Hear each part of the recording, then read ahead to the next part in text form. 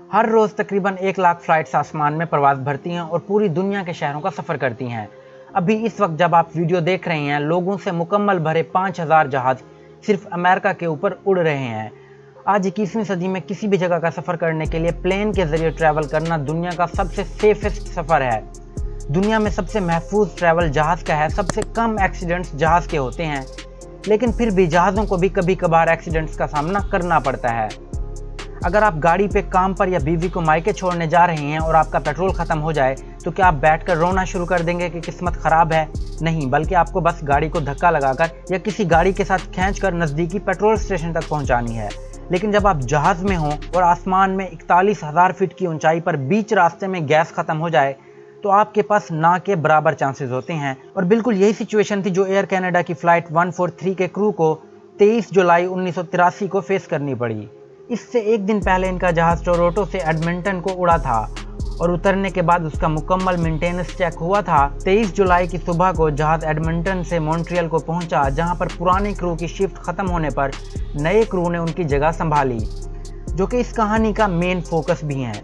इसमें captain Robert Pearson भी शामिल था, जिनके पास 15,000 घंटे जहाज़ उड़ाने का एक्सपीरियंस था, और इनके साथ फर्स्ट ऑफिसर मरीस क्विंटल भी थे, जिनके पास 7,000 घंटे जहाज़ उड़ाने का एक्सपीरियंस था। यहाँ पर यह बात नोट कर लें कि इस टाइम पर कनाडा इंपीरियल यूनिट से मैट्रिक सिस्टम में कन्वर्ट हो रहा था और हवाई जहाज़ों के यूनिट भी चेंज किए जा रहे थे।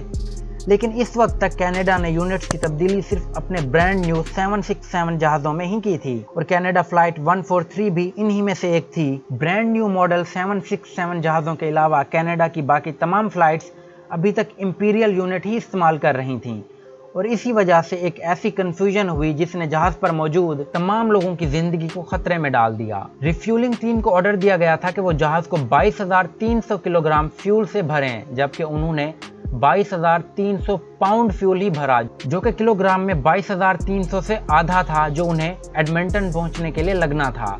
फ्लाइट क्रू ने फ्यूल अप्रूव कर दिया और परवाज़ भर ली और फ्यूल इंडिकेटर पर नज़र भी नहीं डाली। उन्हें इस बात का अंदाज़ा तब हुआ जब 41,000 की ऊंचाई में हवा में उन्हें अलार्म सुनाई दिया कि उनके लेफ्ट इंजन ने काम करना छोड़ दिया है, जबकि उन्होंने एडमिंटन पहुंचने के लिए भी आधा रास्ता ही तय किया था। अगर आपने चैनल सब्सक्राइब नहीं किया हुआ तो सब्सक्राइब कर लें और हर न्यू वीडियो का फौरी नोटिफिकेशन हासिल करने के लिए बेल आइकन से नोटिफिकेशन ऑन कर लें और ऑल सिलेक्ट करना ना भूलें। एक इंजन के साथ ही उन्होंने नज़दीकी विनीपेग में इमरजेंसी लैंडिंग के लिए जहाज़ को मोड़ा, लेकिन बदकिस्मती से थोड़ी देर के बाद ही उनके राइट इंजन ने भी लेफ्ट इंजन की तरह उनका साथ छोड़ दिया और काम करना बंद कर दिया। और जाहिर है कि इसकी सिर्फ एक ही वजह थी कि उनके जहाज़ का आसमान में 41,000 की ऊंचाई पर फ्यूल ही ख़त्म हो गया था, और इंजन के बंद होने की वजह से जहाज़ के बाकी हिस्सों में बिजली भी कम हो गई, जिसकी वजह से पायलट के कॉकपिट में मौजूद कई अहम टूल्स और इंस्ट्रूमेंट्स ने भी काम करना बंद कर दिया। और अब बगैर फ्यूल और सिर्फ बेसिक इंस्ट्रूमेंट्स के साथ जहाज़ के तमाम पैसेंजर्स को सेफली ज़मीन पर पहुंचाना कैप्टन रॉबर्ट पियर्सन और उनके साथी की जिम्मेदारी थी, और उन्हें मालूम था कि उनके पास ज़्यादा वक्त नहीं है। सबसे पहले तो उन्होंने जहाज़ पर मौजूद किताबों और चेकलिस्ट को पढ़ा कि जहाज़ को फ्यूल के बगैर या दोनों इंजन के बंद होने पर कैसे उड़ाया और लैंड करवाया जाए। लेकिन बदकिस्मती से ऐसी सिचुएशन को हैंडल करने का कोई सेक्शन कहीं पर मौजूद नहीं था, और ऐसी सिचुएशन को पहले ट्रेनिंग में कभी भी कवर नहीं किया गया था, और एयर कनाडा को लगता था कि इस तरह की सिचुएशन का सामना कभी नहीं करना पड़ेगा, और इसीलिए कोई भी इसके लिए तैयार नहीं था। इसे जहाज़ पर मौजूद लोगों की खुशकिस्मती ही कह सकते हैं कि खुशकिस्मती से कैप्टन पियर्सन एक एक्सपीरियंस्ड ग्लाइडर पायलट भी थे, और उन्होंने उस वक्त सबसे लॉजिकल चीज़ की, यानी ग्लाइड। उन्होंने जहाज़ को एक इंतहाई इमरजेंसी लैंडिंग में ले गए ताकि करीब ही कहीं उतरा जा सके।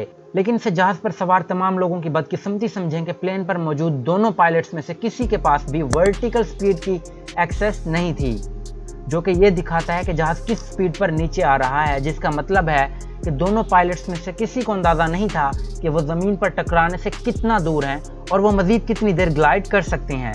लेकिन कैप्टन पियर्सन ने बेहतरीन अंदाज़ा लगाया कि 4,000 किलोमीटर की स्पीड पर नीचे गिर रहे हैं। लेकिन फर्स्ट ऑफिसर कैलकुलेशन करने में लग गया कि वो इस स्पीड पर विनीपेग इमरजेंसी लैंडिंग के लिए पहुंच सकते हैं या नहीं।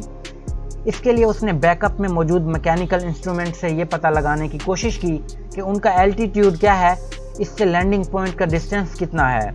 इस सब कैलकुलेशन के बाद उसको अंदाज़ा हुआ कि सिर्फ 10 मिनट की ग्लाइडिंग के दौरान उनके एल्टीट्यूड में हज़ारों फीट की कमी आ गई थी, जिसका मतलब था कि विनीपेग इनसे बहुत दूर था।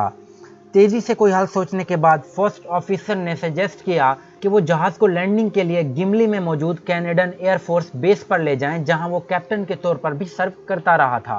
इस प्लान पर कैप्टन पियर्सन और ट्रैफिक कंट्रोल ने भी एग्री किया, लेकिन इनमें से किसी को भी ये मालूम नहीं था कि वो एयरबेस अब एक रेस ट्रैक में तब्दील हो गई थी और इस इमरजेंसी के दौरान भी वहां पर एक रेस जारी थी और वहां का रनवे इस वक्त ड्रैग स्ट्रिप के तौर पर इस्तेमाल हो रहा था। जैसे जैसे वो पुराने रनवे की तरफ बढ़ रहे थे, जो कि अब एक रेस ट्रैक में बदल गया था, उन्होंने ग्रेविटी ड्रॉप के जरिए लैंडिंग गियर्स को निकाल दिया ताकि इसमें कोई पावर इस्तेमाल ना करनी पड़े। ये बिल्कुल वाज़ेह हो गया था कि वो ज़्यादा ऊंचे और ज़्यादा तेज आ रहे थे, लेकिन उन्होंने फैसला किया कि उनके पास और कोई चारा नहीं और वो आगे बढ़ने लगे। लेकिन कुछ चीज़ें थीं जिन्होंने उनकी लैंडिंग को बहुत मुश्किल बना दिया। पहला, फ्यूल के ना होने की वजह से दोनों इंजन के बंद होने से उनका जहाज कोई भी शोर पैदा नहीं कर रहा था, इसलिए ग्राउंड पर मौजूद लोगों में से किसी को भी उनकी अचानक लैंडिंग का कोई आइडिया नहीं था। दूसरा, उनका नाक का पहिया ग्रेविटी ड्रॉप के दौरान लॉक होने में नाकाम हुआ था, इसलिए वो व्हील हिल रहा था और ग्राउंड पर लगते ही उसने वापस अंदर घुस जाना था। और तीसरा, जहाज ने खुद ब खुद ही जहाज के साइड का विंड टरबाइन खुद ब खुद निकाल दिया था ताकि स्टीयरिंग सिस्टम को बिजली दे सके, क्योंकि दोनों इंजन बंद हो चुके थे। जब तक हवा जोर जोर से गुजर रही थी और टरबाइन के ब्लेड्स तेजी से घूम रहे थे, तब तक उनके पास स्टीयरिंग को चलाने का अच्छा मौका था। लेकिन जैसे जैसे वो नीचे जा रहे थे, हवा आहिस्ता होती जा रही थी, जिसकी वजह से टरबाइन ब्लेड्स भी स्लो हो गए और इसके नतीजे में कम बिजली बनने लगी, जिसकी वजह से उनके लिए जहाज को स्टीयर और कंट्रोल करना मजीद मुश्किल हो गया। लेकिन इनके साथ ही दो ऐसी मौजूदाती चीजें हुई जिन्होंने उन्हें बहुत बड़ी तबाही से बचा लिया। पहली अच्छी चीज तो सामने के पहिए का लॉक ना होना था, जो पहले लग रहा था कि शायद इस वजह से लैंडिंग नाकाम हो जाए, लेकिन खुशकिस्मती से इसके उलट हुआ। जैसे ही जहाज ने जमीन को छुआ, पियर्सन ने बहुत सख्त ब्रेक लगाए, जिसकी वजह से अगला पहिया वापस अंदर घुस गया। इस वजह से जहाज का मुंह जोर से जमीन पर लगा, वापस बाउंस किया और दोबारा जमीन पर गिरकर दूर तक रगड़ता गया। इसकी वजह से जहाज जल्दी स्लो हो गया और इससे जहाज के ट्रैक से हटकर रेस देखने आए हुए लोगों की तरफ फिसलने से भी बच गया।